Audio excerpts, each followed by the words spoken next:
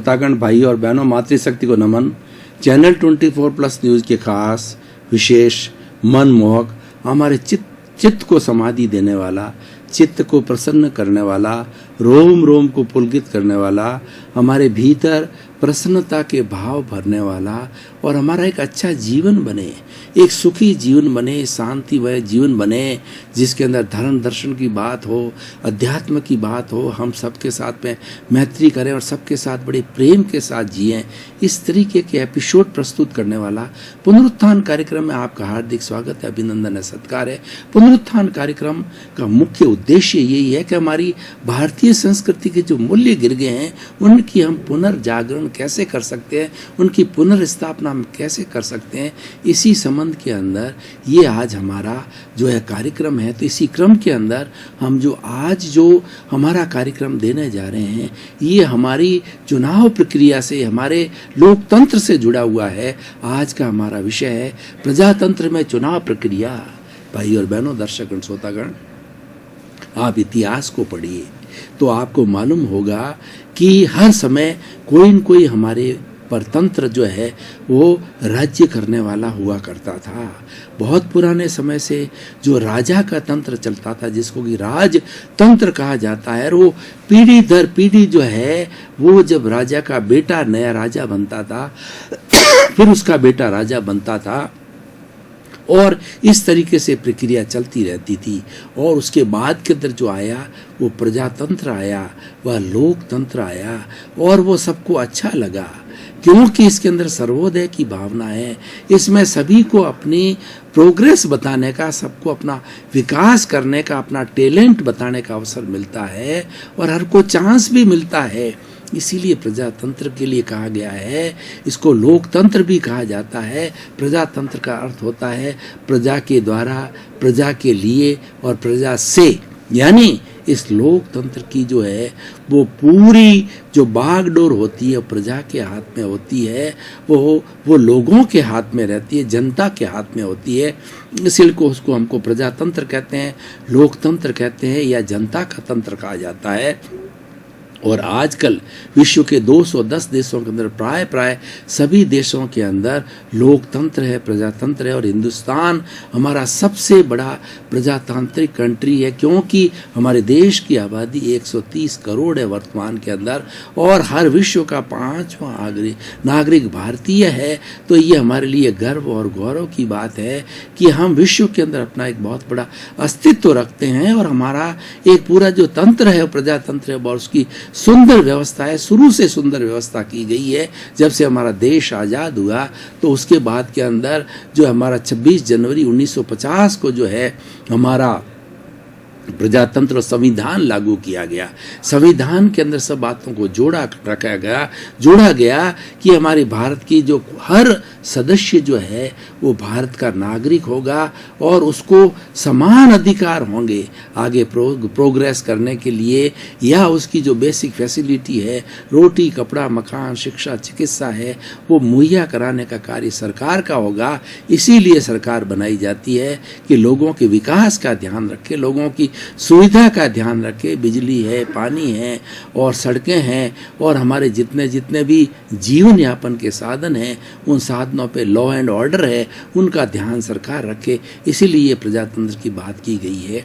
अब देखिए, प्रजातंत्र के अंदर दो तरह के पक्ष होते हैं। एक तो होता है जो शासन करने वाला पक्ष होता है और एक विपक्ष होता है। और जिस प्रजातंत्र के अंदर विपक्ष और शासन करने वाला दोनों पार्टियां अगर 45 और 55 की हो या 51 और 49 की हो तो बड़ा स्वस्थ कंपटीशन होता है। तो ऐसा जो शासन करने वाला जो मंत्रिमंडल है वो कभी भी शोषण नहीं कर सकता, बदमाशी नहीं कर सकता, करप्शन नहीं कर सकता, लोगों का अहित नहीं कर सकता है, क्योंकि उसका विपक्ष पावरफुल होता है। और जो ही वो अहित करने की बात, मनमानी करने की बात, भाई भतीजावाद की बात, पक्षपात की बात, करप्शन की बात, अनीति की बात आती है तो विपक्ष जो है उसको आड़े हाथ लेता है और वो मजबूर कर देता है कि वो जनता के हित की बात करे, क्योंकि उसको जनता ने चुन करके भेजा है। देखिए, इसकी प्रणाली हमारी जो प्रजातंत्र के अंदर चुनाव की जो प्रक्रिया है बहुत शुद्ध प्रक्रिया है। यहाँ पर क्या है कि हमारे अलग अलग पार्टियाँ बनी हुई है, कुछ राष्ट्रीय स्तर की पार्टियाँ हैं और कुछ प्रांतीय स्तर की पार्टियाँ होती है, और हर व्यक्ति जो अपना अपना सेवा करना चाहता है वो उस पार्टी का सदस्य होता है। पार्टी के जो है बैनर के तले जो है वो अपना प्रतिनिधित्व करता कार्य करता है। और ये हमारा सारा सिस्टम जो है वो सबसे छोटा से छोटा हमारा गांव है, वहाँ से पंचायत से स्टार्ट होता है। पंचायत के अंदर डेमोक्रेटिक चुनाव होते हैं, वार्ड पंच से लगा के सरपंच तक के, सबको बड़ा डेमोक्रेटिक वे के अंदर होता है, सबको मत देने का अधिकार होता है, और उस मत के अधिकार में जो विजयी होता है वही जो है वो सरपंच बनता है, वार्ड पंच बनता है और गांव का विकास करता है। इसी के अनुसार जब हम आगे बढ़ें तो आगे बढ़ने हमारे जिले स्तर के ऊपर, हमारे प्रांत के स्तर पर सरकार होती है जो विधानसभाएं कहलाती है। विधानसभा जैसी मान लीजिए उदाहरण के लिए हमारा राजस्थान के अंदर 200 विधानसभा कोटा है, और ये उस प्रांत की जितनी जनसंख्या होगी उस रेशियो के आधार पर उसका प्रतिनिधित्व होता है, क्षेत्र के आधार पर प्रतिनिधित्व होता है। पूरे राजस्थान को 200 जैसे हमारे प्रतिनिधि है, तो पूरे राजस्थान की जो हमारी सीमाएं हैं, बॉर्डर है, उसको उस सीमाओं को जो 200 भागों में विभाजित किया है, और वो जो है विधानसभा क्षेत्र कहलाता है। उस विधानसभा क्षेत्र से एक एमएलए या एमएलसी, जो कहीं पर एमएलसी भी बोलते हैं, वो विजयी होकर के आता है, और जिसके अंदर ज़्यादा संख्या जिस पार्टी की होती है वो उसकी सरकार बनती है, और जो बड़ी पार्टी होती है वो विपक्ष की पार्टी होती है, और विपक्ष और पक्ष मिलकर के अच्छा संचालन चलाते हैं, क्योंकि दोनों का ध्येय ये होता है हमें समाज का कल्याण करना है, हमें लोगों का भला करना है, लोगों की बेसिक फैसिलिटी को ठीक करना है, लोगों के तकलीफ को दूर करना है, लोगों की शिक्षा है, चिकित्सा है, भरण पोषण है, रोजगार है, उनकी प्रतिदिन की जो सुविधा है, बिजली है, पानी है, सड़क है, टेलीफोन है, इन सब की व्यवस्थाओं का ध्यान रखना। इसीलिए ये चुन करके आते हैं। देखिए, अब प्रजातंत्र को शुद्ध रखने के लिए वैसे तो सारी बागडोर जनता के हाथ में है, लेकिन फिर भी हमारे भारतवर्ष के अंदर मुख्य कमियां क्या है कि यहाँ पर हमारे जो है एजुकेशन की कमी है, हमारी शिक्षा की कमी के कारण जो है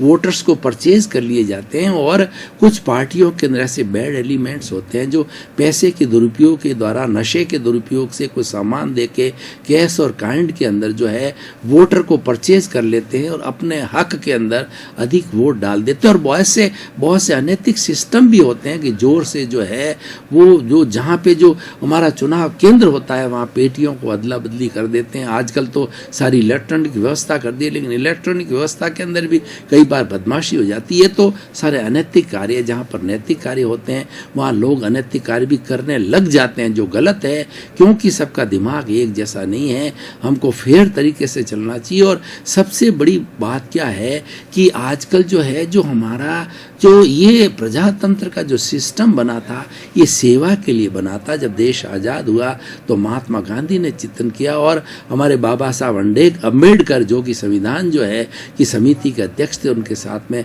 जितने अच्छे अच्छे सदस्य थे सभी ने ये चिंतन किया कि हम ऐसी व्यवस्था दें जिसके माध्यम से लोक कल्याण हो, लोगों का भला हो, अंत्योदय हो। अंत्योदय का अर्थ होता है कि सबसे जो अभावग्रस्त व्यक्ति है, देश का है या प्रांत का है या गांव का है, उस तक वो सुविधा होनी चाहिए। अंत्योदय के अंदर सबसे लास्ट मैन, ग्रास रूट व्यक्ति है, उस तक सुविधा पहुंचनी चाहिए, बैंक पहुंचनी चाहिए, खाद बीज पहुंचना चाहिए और सारी बिजली, पानी, सड़क उस तक पहुंचनी चाहिए।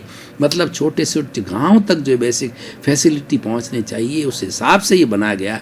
हमारा प्रजातंत्र का जो स्ट्रक्चर है बहुत ही सुंदर स्ट्रक्चर है, लेकिन वो चुनाव प्रक्रिया बहुत अच्छी तरह से बनी हुई, अच्छी तरह से होते हैं, लेकिन उसके अंदर कुछ कमियों की, मैं मेरिट्स और डीमेरिट्स की दोनों बात कर रहा हूँ। अगर सही सही सिस्टम चले तो कोई कमी नहीं होती है, क्योंकि पार्टी भी ऐसे व्यक्ति को टिकट देती है जो कि जीत करके आ सकता है और इनको संभावना होती है इसका लोगों के साथ कितना टच है, वो लोगों के दुख दर्द के अंदर लोगों के साथ कितना रहता है, लोगों की तकलीफ को कितना सुनता है, लोगों के बीच कितना बैठता है, उनकी समस्याओं को देखता है, उन समस्याओं को विधानसभा या लोकसभा के उठाता है। जिस तरीके से मैंने विधानसभा की बात की, हमारा जो है राष्ट्रीय स्तर का जो है दो तरह के हमारे संसद है, एक तो है लोकसभा, दूसरी राज्यसभा। लोकसभा के अंदर हर 5 साल के बाद में एमपी चुन करके आते हैं और राज्यसभा के अंदर जो है 6 वर्ष के लिए सांसद जो है अपनी अपनी पार्टी जिस रेशियो से एमपी होते हैं उस रेशियो से उनकी पार्टी 6 साल के बाद के चेंज होते रहते हैं, वो चुन करके जाती है और दोनों लोकसभा और राज्यसभा मिल करके किसी को बिल को पास कर लेना। उनकी अलग पहले लोकसभा में बिल पारित होता है, फिर राज्यसभा में पारित होता है, फिर राष्ट्रपति के पास जाता है, फिर नियम बनता है। और देश की हमारी कितनी प्रजातंत्र की सुंदर व्यवस्था है, किसी को मनमानी करने की यहाँ पर कोई गुंजाइश नहीं है। हमारी थल सेना, जल सेना, वायु सेना, उसका सबसे बड़ा राष्ट्राध्यक्ष होता है, वो राष्ट्रपति होता है। वो राष्ट्रपति के इशारे पर चलती है, वो अपनी मनमानी कुछ नहीं कर सकती। जैसे कुछ ऐसे कंट्री में आपको उदाहरण दूं, पाकिस्तान है जिसके अंदर सेवा मनमानी करती है, जो सेना मनमानी करती है, वो सेना चाहे जिसको प्रधानमंत्री बना देती है, राष्ट्रपति बना देती है। मतलब सेना जो है लोकतंत्र पर हावी है, इसलिए सही अर्थ में वह लोकतंत्र प्रजातंत्र नहीं है। सारी व्यवस्था जो राष्ट्राध्यक्ष है वो राष्ट्र का प्रथम नागरिक है, उसके अधीन रहनी चाहिए। और जो हमारा कैबिनेट है जिसके अंदर प्रधानमंत्री और अन्य हमारे जो डिपार्टमेंट्स के मंत्री होते हैं, सारे एमएलए, एमपीज और सांसद जितने भी राज्यसभा है वो राष्ट्रपति के अधीन रहते हैं और वहीं से उसका संचालन होता है और वहीं से बिल पास होने पर लागू होता है। ऐसा नहीं होता है कि लोकसभा ने पास कर दिया और वो बिल बन गया या राज्यसभा अकेले ने पास कर दिया बिल बन, नहीं। लोकसभा राज्यसभा अपनी अपनी जो कुछ भी मर्यादाएं हैं उसके अनुरूप उसको पास करके राष्ट्रपति के पास जाता है, फिर वह अध्यादेश जारी होता है, फिर वो उसको राजपत्र होता है और फिर हमारे लिए कानून बनता है। सारे कानून जो है इस तरीके से बनाया जाता है। उस कानून के अंदर बड़ी बहस चलती है, कानून लोगों के लिए हितकारी है या अहितकारी है। लोगों का हित करने वाला होता है तो कानून ड्रॉप हो जाता है, क्योंकि विपक्ष भी बहुत पावरफुल होता है, उसको पारित नहीं होने देता है, उसके लिए बहस की जाती। वो जो है वो ऐसा गलत प्रस्ताव है, वो गिर जाता है। तो भाई और बहनों, दर्शक श्रोतागण, मैं बात कर रहा था चुनाव प्रक्रिया की।